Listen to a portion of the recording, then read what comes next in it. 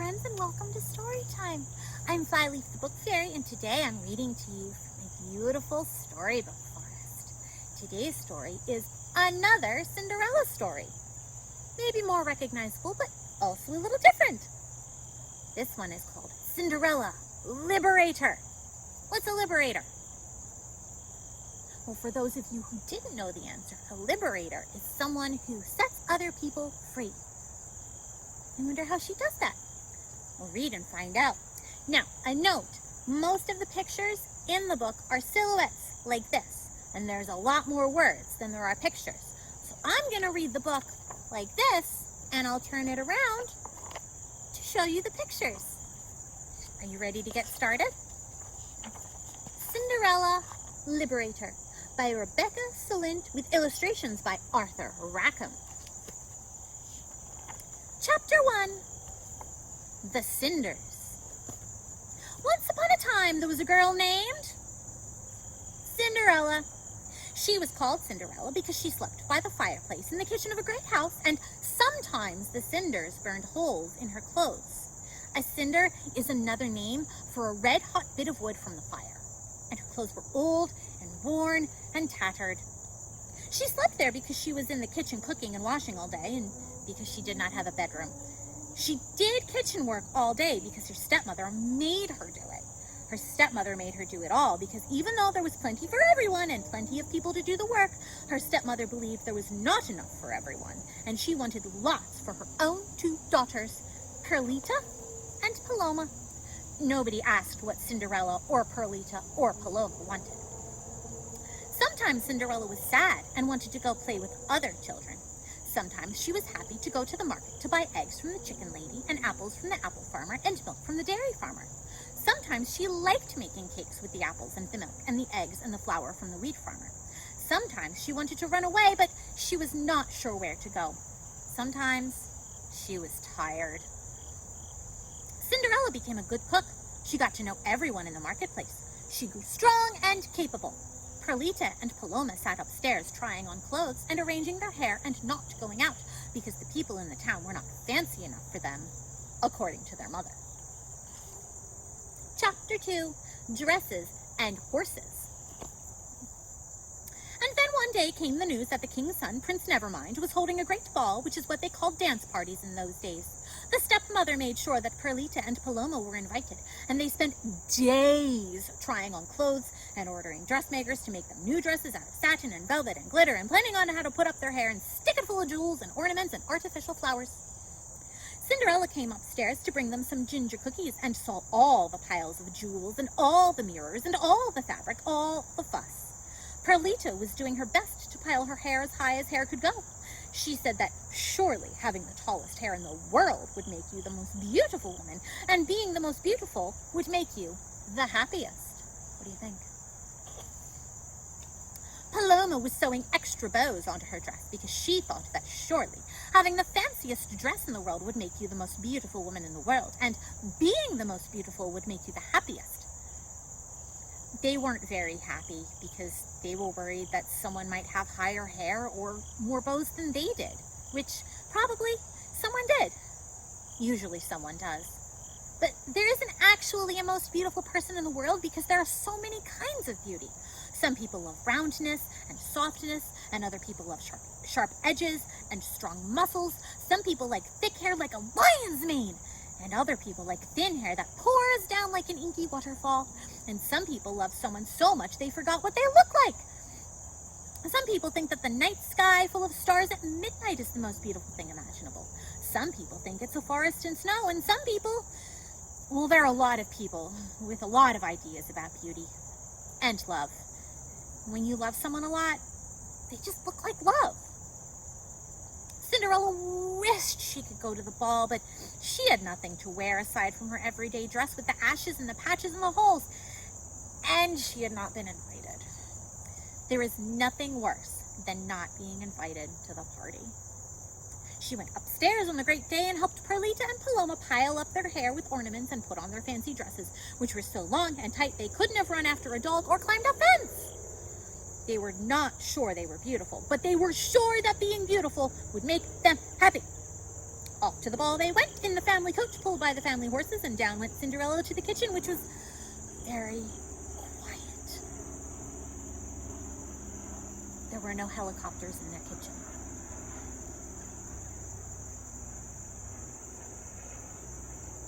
She sat by the fire, feeling very sad and alone, and staring into the fire, and cried 3 tears.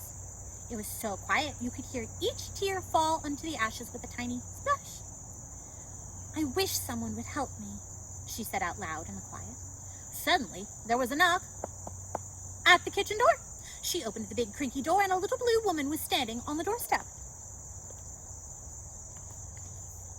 She had a big skirt and a big nose and a pointed hat and hands like knobby blue twigs, and she was holding a stick in those knobby hands. "May I help you?"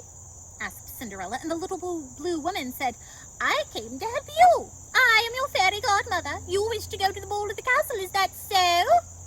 "Yes," said Cinderella. "And then you shall go," said the fairy godmother, whose voice sounded like milk pouring into a glass in the wings of pigeons. She said, "You need a ride. Run into the pumpkin patch and get a pumpkin." Cinderella opened the kitchen door as she was told and ran out into the night and picked a big orange pumpkin from the garden, as heavy as she could lift. Since she's so strong, I imagine it's pretty big. The fairy godmother waved her wand, and the pumpkin became a glass coach that glittered in the moonlight, for it was a full moon night, and moonlight made the town look like a magical blue world of blue light and darkness like black velvet. The moon was reflected in the glass coach. "Oh," sighed Cinderella, and then she thought, "but you can't have a coach without horses." It was as if her godmother had heard her thoughts.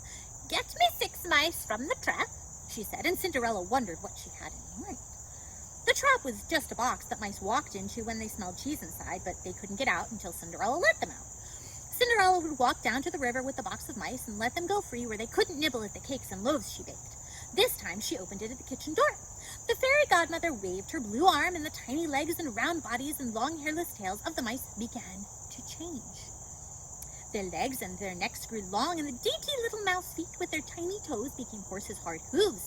Their coats became shiny instead of soft, and the round backs arched. They shivered and shouted, and suddenly 6 dapple gray horses stood there, with the black manes and tails like black rivers, black muzzles as soft as velvet, and the same round black eyes and pricked up ears the mice had, but no mouse whiskers. They were lively as horses, and they stamped and snorted and switched their tails and tossed their heads ready to go. Cinderella was astonished. "Now," said the fairy godmother, "we need a coachwoman." "I will get the rat trap," said Cinderella. There was one big gray rat in it. And then, with another wave of the same blue arm with the same black stick, the rat was no longer a rat. It was a coachwoman with gray curls in a beautiful white velvet suit, with a velvet hat, who bowed to her and said, "Good evening, young lady." "Now," said the fairy, 6 lizards from the garden." And when Cinderella brought them back in a flower pot, there was another wave of the wand, and 6 footwomen stood before her in silver satin pants and jackets, and the footwomen immediately began hitching up the horses. "Oh my," said Cinderella. "Did the lizards want to be footmen?" Did the lizards want to be footwomen?" Footwomen stand at the front and the back of the coach and make it look very important and busy. They open doors and deliver letters, and sometimes blow a little gold trumpet to announce your arrival, or hold the horse's reins when the coach stops. "For tonight," said the fairy godmother, "they are here to help you, because you have always been kind to the mice and the rats, and never put out poison for them or traps that hurt them. And you have always smiled and said hello to the lizards when they went out to pick some lettuce or some raspberries." "The coach is amazing, but I can't go in my rags," said Cinderella. The fairy godmother said, "What rags?" and waved her stick, which was a magic wand, and giggled. Sometimes being a blue-skinned fairy godmother was fun. Cinderella looked down, and her patched, worn work dress had become a beautiful ball gown embroidered with birds and trees and crystals that looked like raindrops or tears. It was made out of silk, and it sounded like water when she moved, and it looked like the sky at the end of the day, blue, and then deeper blue, and so blue it was almost black, with pale clouds drifting by. Oh, that sounds lovely. What do you think? What would your ball outfit look like? I think that sounds lovely. She looked like a girl who was evening, and an evening that had become a girl. They call some dresses evening gowns, but this dress really was one, with clouds and the first stars coming out and a crescent moon somewhere in there and a few birds flying across the hem, black and shaped like the letter W, all in all that blue. The stars sparkled and the fabric swished when she moved. "I love this part of my job," said the fairy godmother, and giggled again. "Oh," said Cinderella as she was almost ready to get into the coach with her beautiful dress. "I'm still barefoot. I forgot to show you the lizards, I'm sorry."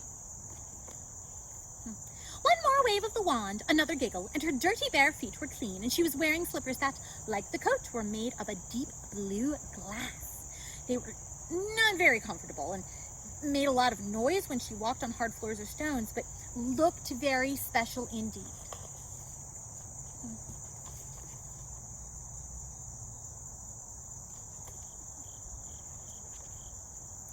Away they went, the 6 horses yearning to gallop, the coachwoman keeping them at a lively trot through the town at night, hoofs clattering on cobblestones, to the castle.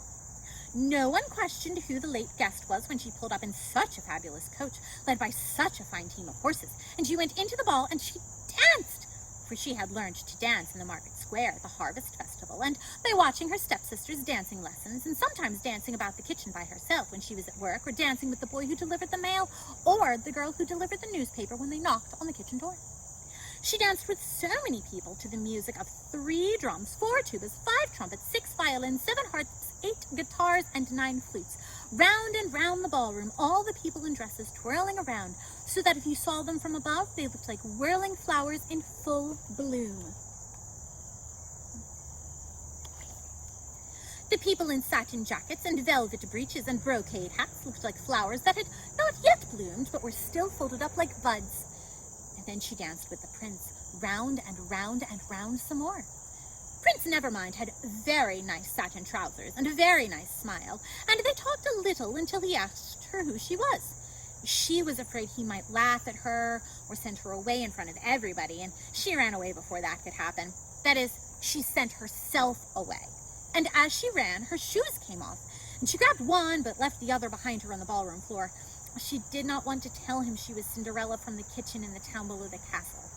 She ran out barefoot into the night and jumped into her coach, and the coachwoman called out to the horses, and the footwomen jumped up, and the horses galloped off with snorts and clattering hooves, and they were home before she knew it. Chapter 3. Lizards!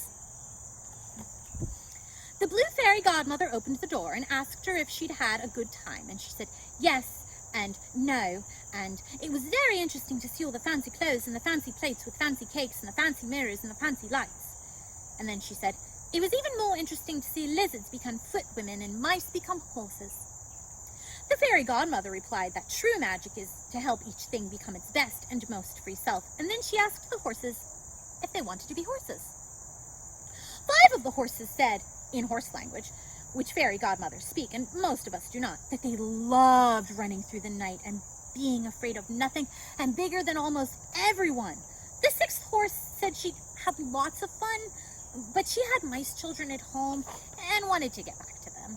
The fairy godmother nodded in understanding, and suddenly the 6th horse shrank and lost its mane, and its shaggy tail became a pink tail with a fine velvet fuzz.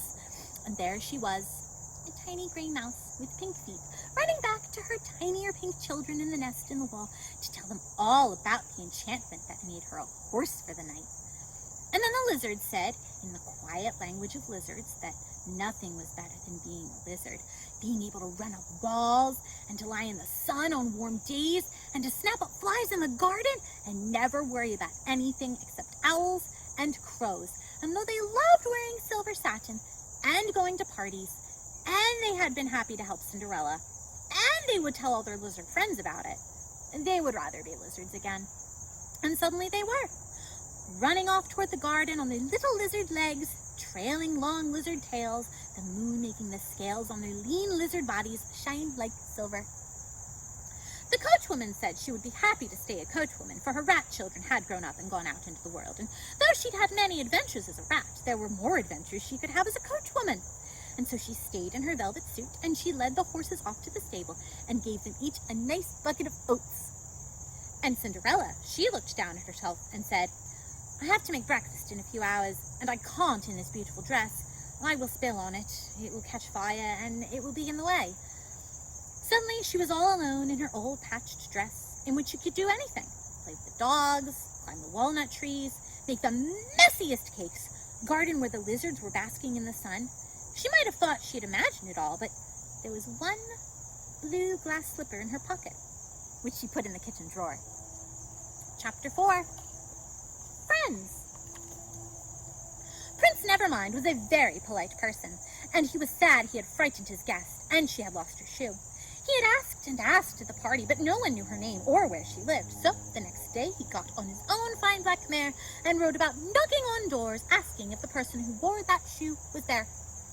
No, said the people in the big brick house by the river, and no, said the people in the gray mansion on the hill, and no, said the people in the tower next to the woods, and no, said the farmer whose golden wheat field spread on and on beyond her fine farmhouse, and no, said the clockmaker who lived in his little house full of ticking clocks, and no, said the painter in the house full of pictures of animals and places you only see in dreams, and her paintings, and no, said the dancing teacher in their house full of music, and no, said the blacksmith as she worked iron at her forge, and no, said the bird doctor as he fixed a sparrow's wing.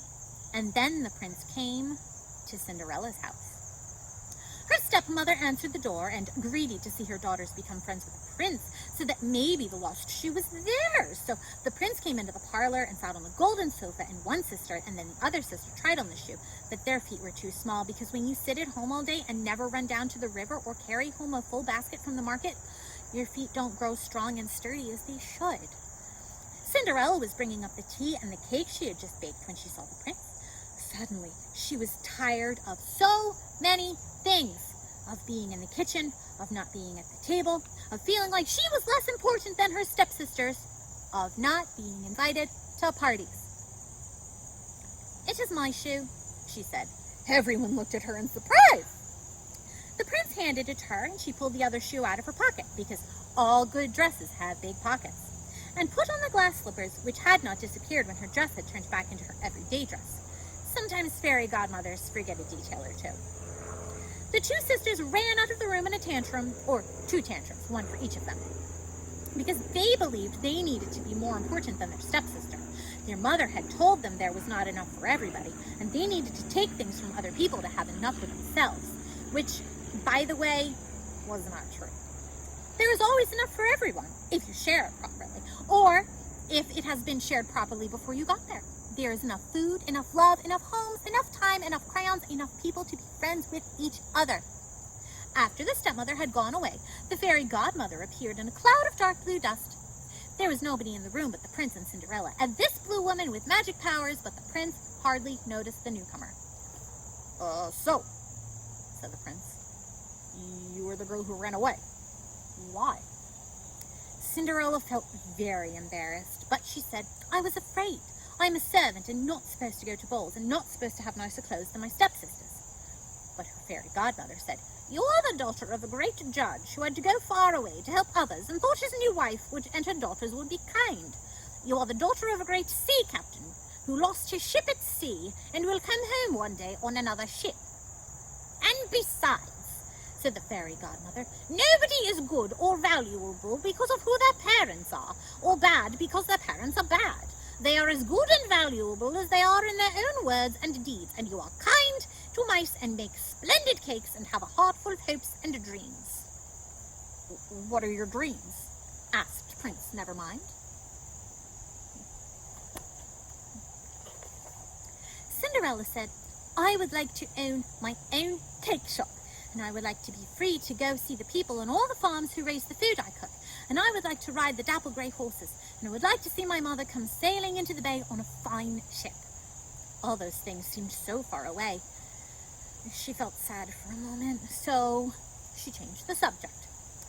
What are your dreams? She asked the prince. He replied after he thought for a moment. I sometimes wish I was not a prince, so I would not have people staring at me all the time and wondering why I have so much when they have not enough. I would like to wear the clothes the farm boys wear so I could play without someone shouting that I would stay in my satin trousers and get them dirty. I would like to get dirty sometimes. I would like to be free to wander the hills all alone. I had to run away from my guards to find out who lost the shoe. I would like to learn how to make things grow and work so hard I sleep deeply all night instead of doing nothing in the castle.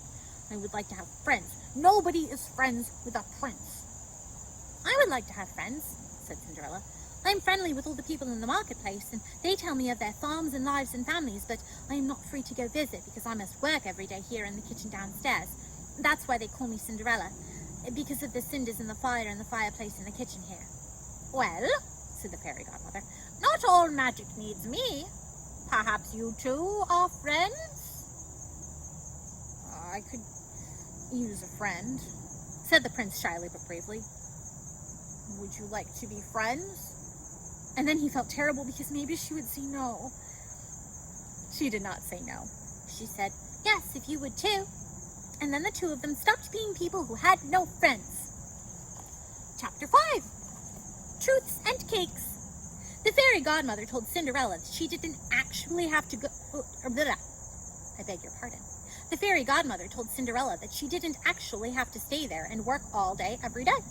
That very day, she put on her boots and got on one of the dapple gray horses, and the prince got on his black horse. They rode out to the apple orchard that belonged to the kind old apple farmer. There, they stood on ladders and picked apples until they were tired, and they had 30 big baskets of apples. The old apple farmer promised to introduce the young prince to the neighbors and the other farmers, and he asked the prince to come back in the winter when they cut back the branches of the apple trees when they are bare, and in the spring when the trees are in bloom and the bees are all buzzing around. Prince Nevermind rode home to tell his parents he wanted to be a farmer, not a prince, or maybe a farmer prince. But the fairy godmother was waiting for Cinderella. Go left until you get to the windmill, then down the lane and up the alley, and you will find your cake shop. Next to it is a stable with 5 stalls and 5 dapple gray horses inside, and the coachwoman lives upstairs from the horses. Why didn't you tell me I was free to go earlier? Said Cinderella. The fairy godmother said, I was really busy helping some other children, and then I lost the directions to a house. Also, I am here to help people, but they have to ask for help. You've never asked for help until the night of the ball. It is true that if you want or need help, it's really helpful to ask for it. Nowadays, Perlita runs a hair salon where she piles up people's hair as high as it will go, and she's happy because she's doing what she loves. Paloma is the seamstress at a dress shop where she makes dresses all day, because she discovered she liked making beautiful dresses even more than wearing them. They don't miss the days where they sat at home doing nothing and waiting for life to begin. They are good at what they do. One day, they went to Cinderella and said they were very sorry for how they had treated her, and that they were wrong. Could they be friends? Cinderella served them slices of cake, and later on Paloma made her some riding pants, and then Perlita brought over some hair cream for the horses' tails. And they were friends. They became their truest selves, and so did their mother. Their mother, Cinderella's stepmother, turned into the roaring in the trees on stormy nights.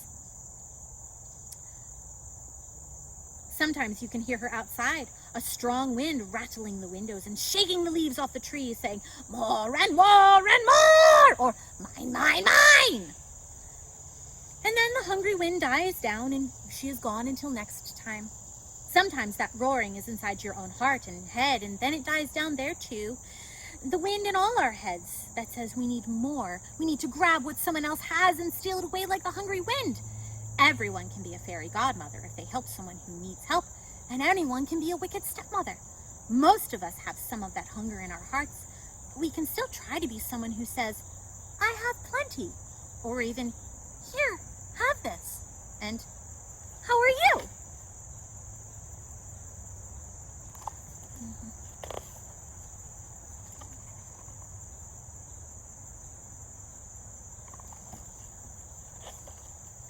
Cinderella runs a cake shop, and sometimes she sits with the people who come in and eat cake and drink a cup of tea and asks them what their dreams are, or what they would be if they could be anything they wanted to be, and what it means to be free. And then she listens, and sometimes she helps. She makes sure that everyone in the town has a birthday cake and goes to a lot of birthday parties. Sometimes children running away from the wars in other kingdoms come to town, hungry and frightened and alone. Cinderella finds them, feeds them, and puts them to bed in her attic until she finds other homes for them and gets them started in school. She always welcomes them back in the shop with a big slice of cake and a big hug. And as she got older, she became good at understanding the wars in people's hearts and helping them leave those behind too. She isn't a fairy godmother, but she doesn't need magic to be a liberator, to be someone who helps others figure out how to be free. Her mother, the sea captain, has come back and is very proud of her. Her father, the judge, will be home one of these days, but her home will not be with that stepmother he was mistaken about. Someday she will get married, and so will the prince, but not to each other. Right now they are not old enough to get married, so we don't have to worry about that part of their story. Besides, there is no happily ever after, only this story and nighttime, and then tomorrow morning, and the day after that, and the day after that, and the spring coming after the winter, and the summer after the spring, and the earth going round the sun, and the lizard sitting on the wall in the sunlight, and the mice coming out in the moonlight to eat the cake crumbs. A pair of glass slippers sits in the cake shop window where they can catch the sunlight too, but Cinderella wears solid boots in which she can stand at the counter or ride a dappled gray horse out to see her friends. Her friends include the farmer prince, Paloma, Perlita, the bird doctor, the dancing teacher, the painter, and the clockmaker. They include all the people out on their farms where they grow the things the townspeople eat, and the girl who delivers the newspaper, and the boy who delivers the mail, and the sailors in the harbor, and her mother, the sea captain, in the house with the tower, and all the children in the town who love her for her cookies and her kindness, and her stories about what it means to be free. But her friends don't call her Cinderella because she doesn't wear a dress with holes burned by cinders and ashes on it anymore. They call her by her real name, which is, of course, Ella. The end. I hope you enjoyed that very, very long version of Cinderella, and I'll be back another day with another story. If you have requests for stories of your own, please have your grown-up help me. There's links down below. Or help you. There's links down below. And let me know what your very favorite story in the whole world is, and I'll do my very best to get it and read it to you another time. And I'll see you then. Goodbye, friends.